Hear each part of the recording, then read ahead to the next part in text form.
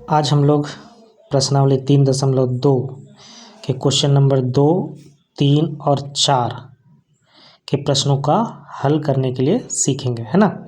तो सबसे पहले प्रश्न संख्या 2 के जितने भी क्वेश्चन हैं उसको हल करने के लिए सीखेंगे। तो प्रश्न संख्या 2 क्या कह रहा है? अनुपातों A1/A2, B1/B2 और C1/C2 की तुलना कर ज्ञात कीजिए कि निम्न समीकरण युग्म द्वारा निरूपित रेखाएं एक बिंदु पर प्रतिच्छेद करती हैं, समांतर है अथवा समपाती है।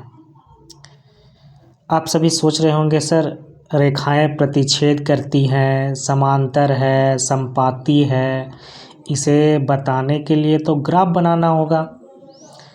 तो ऐसा बिल्कुल नहीं है।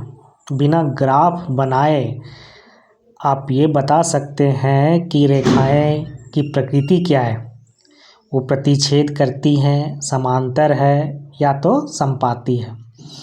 जब ये चैप्टर हम लोग स्टार्ट किए थे तो इसके बारे में मैंने बताया भी था, समझाया था और इसका टेबल भी हम लोगों ने बनाया भी था कि यदि दो चर वाले रैखिक समीकरण के युग्म दिए हैं तो बिना हल किए हम लोग ये बता सकते हैं कि समीकरण युग्म का हल निकलेगा कि नहीं निकलेगा।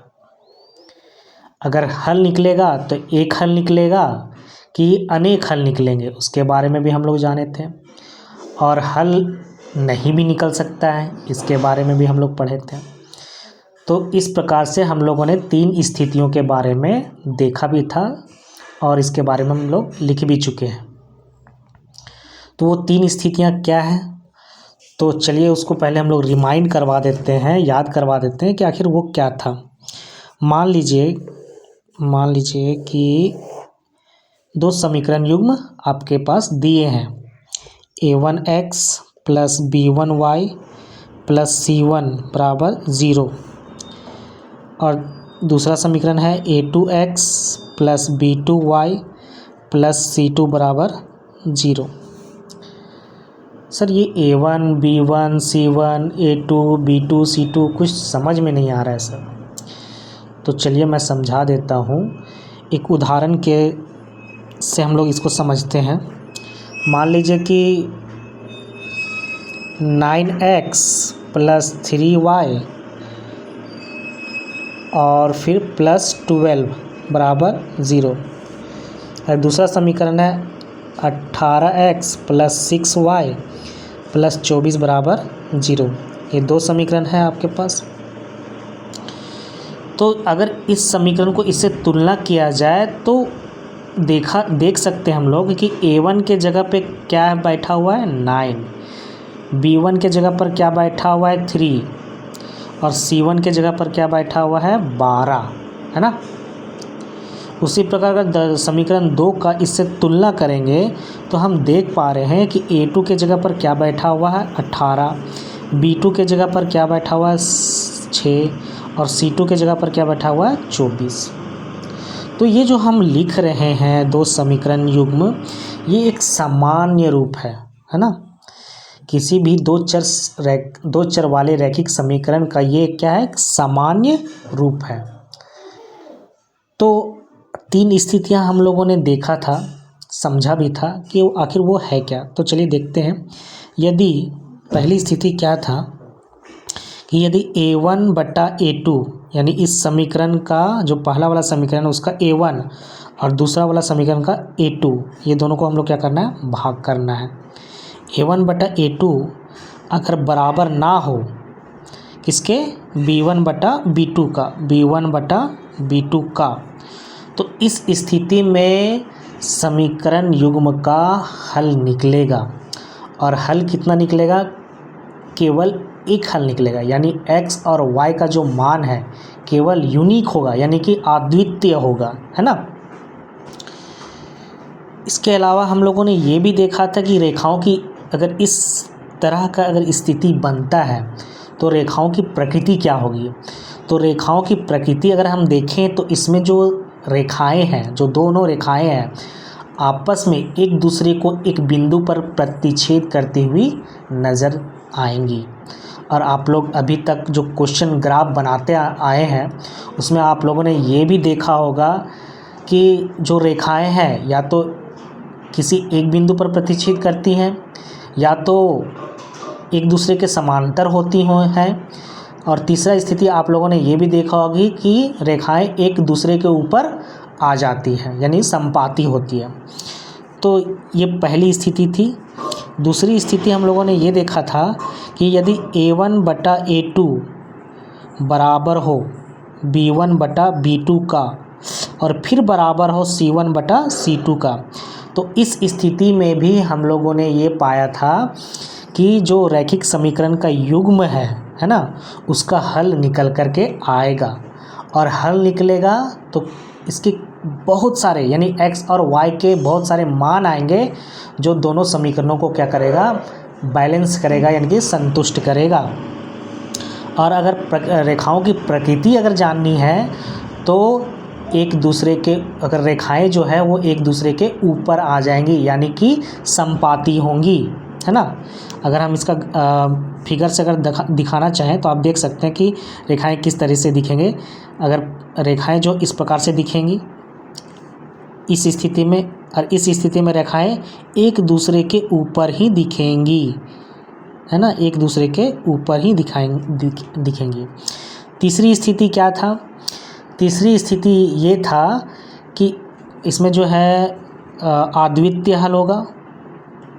अद्वितीय हल यानी केवल एक हल निकल कर आएगा x और y का मान। इसमें क्या आएगा? अनेक हल आएगा, इसमें अनेक हल आएंगे, है ना। तीसरी स्थिति थी कि A1 बटा A2 बराबर तो हो जाए B1 बटा B2 का, है ना, बट बराबर नहीं होना चाहिए किससे? जो आपका अचर लास्ट वाला जो पद है उसका C1 बटा C2 के बराबर नहीं होना चाहिए। तो इस स्थिति में हम लोगों ने सीखा था कि समीकरण युग्म का कोई हल नहीं निकल के आएगा। कोई हल निकल के नहीं आएगा इसका मतलब रेखाओं की जो प्रकृति होगी वो एक दूसरे के क्या होंगी? समांतर होंगी, किसी भी बिंदु पर एक दूसरे को प्रतिच्छेद करती हुई नहीं प्रतीत होंगी। तो इसका कोई यानी कि अगर रेखाएं इस प्रकार से दिखेंगी एक दूसरे के समानांतर, है ना, और इसका कोई हल नहीं निकल कर के आएगा, कोई हल नहीं है। कोई दिक्कत? चलिए यहाँ तक कोई दिक्कत नहीं है। इसके अलावा मैंने ये भी बताया था कि समीकरण युग्म का अगर हल निकल के आएगा तो वो समीकरण युग्म संगत होता है, और समीकरण युग्म का हल नहीं निकल के आएगा तो वो समीकरण युग्म क्या होता है? आपका असंगत होता है। तो इन तीनों स्थितियों में दो स्थिति ऐसी हैं जिसमें समीकरण युग्म क्या होंगे? संगत होंगे। यानी इस स्थिति पहले वाली स्थिति में और दूसरे वाली स्थिति में समीकरण युग्म क्या होगा? संगत होगा, और तीसरे वाली स्थिति में समीकरण युग्म असंगत होगा। ये चीज़ हमने जब ये चैप्टर की शुरुआत की थी तो हम लोगों ने इसके बारे में पढ़ा भी था, सीखा भी था। अब इससे संबंधित हम लोग क्या करेंगे? क्वेश्चन को हल करने के लिए सीखेंगे, है ना। तो पहला क्वेश्चन इसमें दिया गया है, पहला नंबर क्वेश्चन है 5x माइनस 4y प्लस 8 बराबर 0। दूसरा है समीकरण 7x प्लस 6y माइनस 9 बराबर 0। ये दो रैखिक समीकरण युग्म तो दिए हुए हैं। अब इन समीकरणों के लिए हमें ये बताना है कि इन समीकरणों की जो रेखाएं हैं आपस में प्रतिच्छेद करेंगी कि नहीं, दूसरी समांतर है कि नहीं, या तो तीसरा क्या हो सकता है? संपाती हो सकती है। अगर ये दोनों में से अगर नहीं होंगी तो उसको चेक करने के लिए हम लोगों को पहले A1 A2 और B1 B2 और C1 C2 निकालना होगा। तो हल कैसे करेंगे इसके लिए? तो सबसे पहले समीकरण 1 से आप देख सकते हैं, आप सबसे पहले इसे क्या करेंगे? 5x माइनस 4y प्लस 8 बराबर 0, इसे समीकरण 1 मान लेंगे, ठीक है। दूसरा है 7x + 6y - 9 बराबर 0। इसको क्या करेंगे, समीकरण 2 मान लेंगे। तो समीकरण 1 से हम लोग सबसे पहले समीकरण 1 पर जाएंगे। तो समीकरण 1 से हम लोग a1, b1 और c1 का मान निकाल लेंगे, है ना। बहुत ही आसान है। जो आपका x, यहाँ पे x का जो गुणांक होगा वही a1 होगा। यहाँ पे जो y का गुणांक होगा वो आपका b1 होगा। और जो लास्ट वाला पद है, जो आपका अचर पद है 8, है ना, वो आपका क्या हो जाएगा, c1 हो जाएगा। तो a1 बराबर समीकरण 1 से देखेंगे तो मेरा 5 निकल के आता है, b1 बराबर -4 निकल के आता है, और c1 बराबर 8 निकल के आता है। उसी प्रकार समीकरण 2 से, है ना, a1 बराबर क्या होगा, तो 7 होगा, x का गुणांक। यहाँ पे a2, समीकरण 2 से कर रहे हैं तो a2 लेकर के चल रहे हैं। b2 बराबर क्या हो जाएगा, y का गुणांक यानी कि 6 हो जाएगा। और c2 क्या हो जाएगा यहाँ पे, -9। अब हम लोग क्या करेंगे, a1 बटा a2 निकालेंगे। अब a1 बटा a2 निकालते हैं, ठीक है ना। तो a1 बटा a2, a1 मेरा 5 है बटा, और a2 मेरा कितना है, 7 है। फिर हम लोग क्या करेंगे, b1 बटा b2 निकालेंगे। तो b1 मेरा कितना है, -4, और b2 मेरा कितना है, 6। फिर हम लोग जहाँ कटेगा, है ना, वहाँ काट देना। यहाँ पे 2 से कटेगा, 2 दूना 4, 2 तिया 6, यानी इसका जो मान आया कितना आ गया, -2 बटा 3। और c1 बटा c2, तो c1 बटा c2 कितना, 8। c1 मेरा 8 है और c2 मेरा -9, ये तो नहीं कटेगा। तो आप क्या देख पा रहे हैं, सबसे पहले आप ये देख पा रहे हैं कि a1 बटा a2 b1 बटा b2 के बराबर नहीं है। तो तीसरा, क्योंकि पहली स्थिति में c1 बटा c2 का तो कोई रोल है नहीं।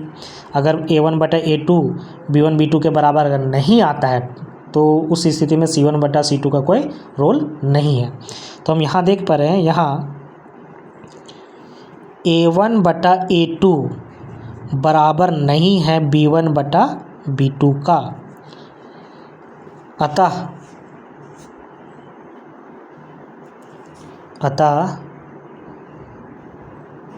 रेखाएं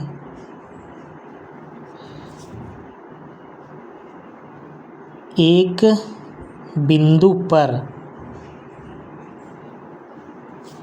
प्रतिच्छेद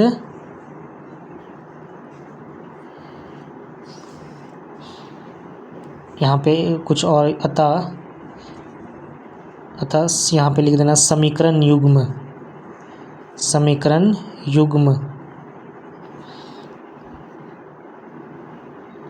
के लिए,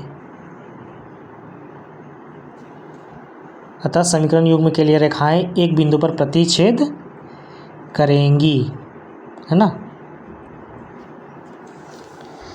तो इस प्रकार से इस तरह के क्वेश्चन को हल करना है, ये बहुत ही आसान है। अब हम लोग क्या करते हैं, बाकी जो प्रश्न है, ये तो मैंने पहला का प्रश्न बता दिया, दूसरा का जो पहला है वो प्रश्न बता दिया। बाकी दूसरा और तीसरा, पहला क्वेश्चन तो मैंने बता दिया, दूसरा और तीसरा आप लोग खुद से इसी तरीके से आप लोग बनाएंगे, है ना। हो सकता है दूसरा में समांतर निकल के आ जाएंगे, तो लास्ट अंतिम में लिख देना, अतः समीकरण युग्म के लिए रेखाएं आपस में क्या है, समांतर है। उसके बाद अगर हो सकता है कि अगर इस प्रकार से तीसरा वाला स्थिति अगर आ जाए तो उस स्थिति में अंतिम में लिख देना है, अतः समीकरण युग्म की रेखाएं परस्पर या आपस में समपाती है, ऐसे लिख देना है, ठीक है ना। अब हम लोग क्या करेंगे, क्वेश्चन नंबर 3 का जो है उसे हम लोग हल करने के लिए सीखेंगे। तो क्वेश्चन नंबर 3 क्या बोल रहे हैं, अनुपातों A1/A2, B1/B2 और C1/C2 की तुलना करना है और फिर बताना कि निम्न रैखिक समीकरणों के युग्म संगत है या असंगत। अभी जस्ट मैंने समझाया कि समीकरण का हल अगर निकल के आएगा, है ना, तो वो संगत होगा, और समीकरण युग्मों का अगर हल निकल करके नहीं आएगा तो वो असंगत होगा।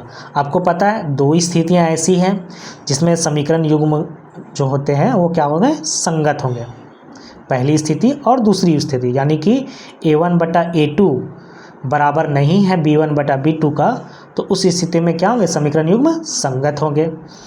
या फिर दूसरी स्थिति क्या थी कि A1/A2 B1 बराबर हो B1/B2 का और बराबर हो C1/C2 का, तीनों आपस में अगर बराबर हो तो उस स्थिति में भी समीकरण युग्म का हल निकल करके आता है, क्योंकि आपको पता है अनेक हल निकलेगा, और उसे वो समीकरण युग्म क्या होंगे, आप संगत होंगे। तीसरी स्थिति जो थी जिसमें A1/A2 बराबर हो B1/B2 का बट बराबर नहीं होना चाहिए C1/C2 का, तो उस स्थिति में समीकरण युग्म असंगत होंगे। तो सबसे चलिए एक क्वेश्चन हम करते हैं इसका।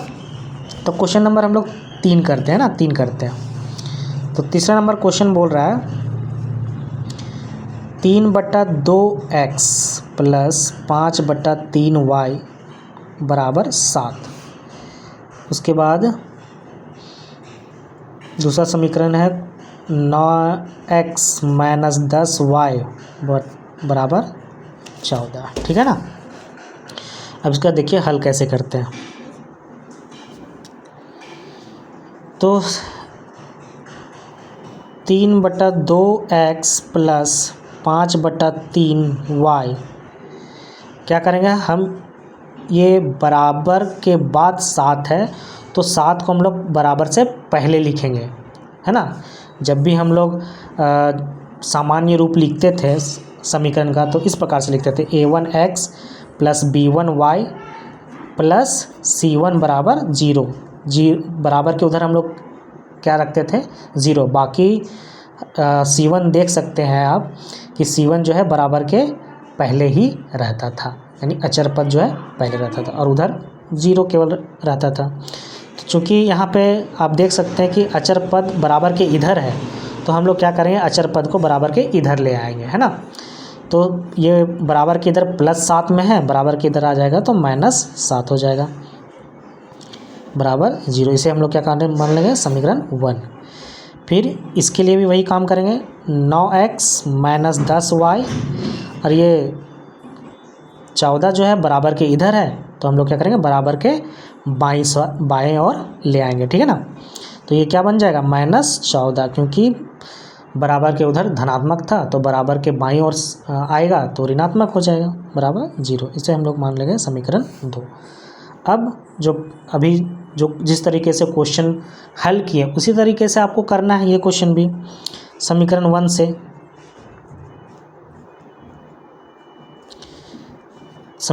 से अगर A1 देखेंगे तो A1 का मान क्या होगा, 3/2। B1 का मान क्या होगा, 5/3, और C1 का मान कितना होगा, -7। उसी प्रकार समीकरण 2 से A1 का मान कितना होगा, 9। A2 बार यहाँ गलती हो जाता है, B2 बराबर -10 और C2 बराबर क्या हो जाएगा, -14। अब हम लोग क्या करते हैं, A1/A2 निकालते हैं। तो A1 मेरा कितना है, 3/2 बटा A2 मेरा कितना है, 9। अब बोलिएगा सर इसको हल कैसे करेंगे, तो ये बहुत ही आसान है। ये क्या है, ये आपका एक भिन्न है और ये भी एक भिन्न है, और दोनों क्या है, भाग में है। तो भिन्न का जब भाग करते थे तो आप देखते होंगे कि जो आपका दायां, यानी कि अगर मान लीजिए कि इसको हम लोग ऐसे भी लिख सकते हैं, 3/2/9 को हम लोग ऐसे भी लिख सकते हैं, 3/2। इस बटा के लिए हम लोग भाग लिख सकते हैं, और ये क्या है आपका 9। और कुछ नीचे कुछ नहीं है तो 1 छुपा हुआ है। अब ये भिन्न का भाग हो गया। अब भिन्न का भाग करने के लिए हम लोग क्या करते थे, ये जो भिन्न है उसे क्या कर देते हैं, उसका अपोजिट लिख देते हैं, है ना। यानी कि आपका जो अंश है उल्टा इसको कर देते हैं, यानी जो आपका अंश है वो हर में आ जाता था और हर आपका अंश में आ जाता था। और इसके लिए ये जो भाग है वो किस में परिवर्तित हो जाता था, गुना में परिवर्तित हो जाता था। तो 3/2 गुने ये आपका हर है वो ऊपर चला जाएगा, अंश में चला जाएगा, और ये आपका अंश है वो नीचे चला आ जाएगा। इस प्रकार से हम लोग करते थे। तो इसको हम लोग ऐसे भी लिख सकते हैं 3/2, और ये इस बटा के लिए गुना में परिवर्तित हो गया, और ये क्या हो जाएगा 1/9 हो जाएगा। अब ये कटेगा 3 का 3, 3 तिहाई 9, यानी 1/2 तिया 6, ये A1/A2 निकल के आया। अब उसी प्रकार B1/B2 निकालेंगे तो 5/3 और पूरे का बटा -10, उसको भी इसी तरीके से हल करेंगे तो ये हो जाएगा 5/3 गुना 1/-10, ये कटेगा 5 का 5, 5 दूना 10। तो इस प्रकार से क्या आ जाएगा, इसको इससे गुना करेंगे तो 1 आ जाएगा, इसको इससे गुना करेंगे तो -6 आ जाएगा। कोई दिक्कत? अभी तक तो कोई दिक्कत नहीं। अब आप देख पा रहे हैं कि A1/A2 B1/B2 के बराबर नहीं दिख रहा है ना। तो C1/C2 निकालने की आवश्यकता है ही नहीं। अगर ये दोनों आपस में बराबर दिखेंगे तभी तो C1 और C2 निकालने की C1/C2 निकालने की आवश्यकता होगी। जब ये दोनों आपस में बराबर हैं ही नहीं तो C1/C2 निकालने की आवश्यकता नहीं होगी। तो हम यहाँ देख पा रहे हैं, चूँकि यह लिखिए यहाँ A1/A2 बराबर नहीं है B1/B2 का, है ना। अतः समीकरण युग्म क्या होगा, आप ही लोग बताइए। समीकरण युग्म संगत हैं। क्यों संगत है? क्योंकि इस स्थिति में समीकरण युग्म का हल निकल करके आता है ना, इसलिए वो संगत है। समीकरण युग्म का हल नहीं निकल के आता तो वो असंगत होता। कोई दिक्कत? चलिए ठीक है ना, यहाँ तक तो कोई दिक्कत नहीं है। अब हम लोग क्या करेंगे, अगले प्रश्न पे चलेंगे। प्रश्न संख्या 4 पे चलेंगे। प्रश्न संख्या 4 क्या बोल रहा है कि निम्न रैखिक समीकरणों के युग्मों में से कौन से युग्म संगत है या असंगत है। यदि संगत है तो ग्राफीय विधि से हल ज्ञात कीजिए। ये तो और ही आसान है ना। सबसे पहले ये चेक करना है कि समीकरण युग्म संगत है कि असंगत है ना, संगत है कि असंगत है। तो सबसे पहले अभी जैसे हम लोगों ने पिछला क्वेश्चन बनाया उसी प्रकार से पहले चेक करना है कि संगत है कि असंगत है। अगर संगत है तो उसको क्या करना है, ग्राफ विधि से हल करना है, उसका मान निकालना है। तो आप लोग ग्राफ विधि से मान निकालने के x और y का मान निकालने के लिए सीख भी चुके हैं, और अभी जस्ट हम लोगों ने सीखा अगर संगत है या असंगत है उसको बताने के लिए भी हम लोगों ने इसके बारे में सीखा भी। तो क्वेश्चन नंबर 4 भी आप अपने से कर लीजिएगा, है ना। कोई दिक्कत? चलिए एक क्वेश्चन 4 का बना ही देते हैं, है ना।